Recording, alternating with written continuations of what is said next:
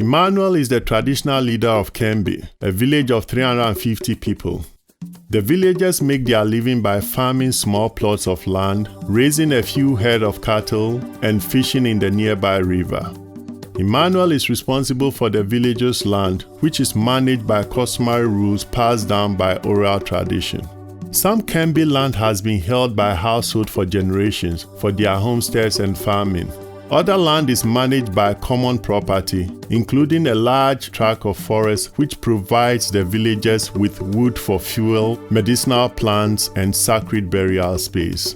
Recently, the government expropriated large tracts of land from several villages neighboring Kembe and allocated the land to investors to grow sugarcane for export. This has worried Emmanuel and many Kembe villagers. The boundaries of their land are not clearly marked, and their land is not registered with the government. The law recognizes customary land, but enforcement is weak, and with the growing threats, the village community has decided to obtain a certificate of customary ownership. This certificate is issued by the government and formally recognizes that the Kembe villagers own their own land. The process has taken more than a year and has been expensive. The official application required the villagers to survey their land and clearly demarcate their boundaries with cement posts.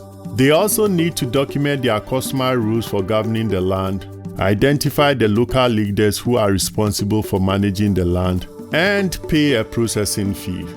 With this certificate, the villagers must now pay property taxes, but they also have official documentation which will make it harder for the government and investors to acquire their land without due process and paying proper compensation.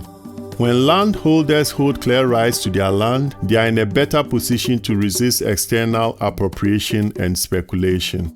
WRI works with government, civil society, businesses, and other stakeholders to strengthen land and natural resource rights for poor people and rural communities.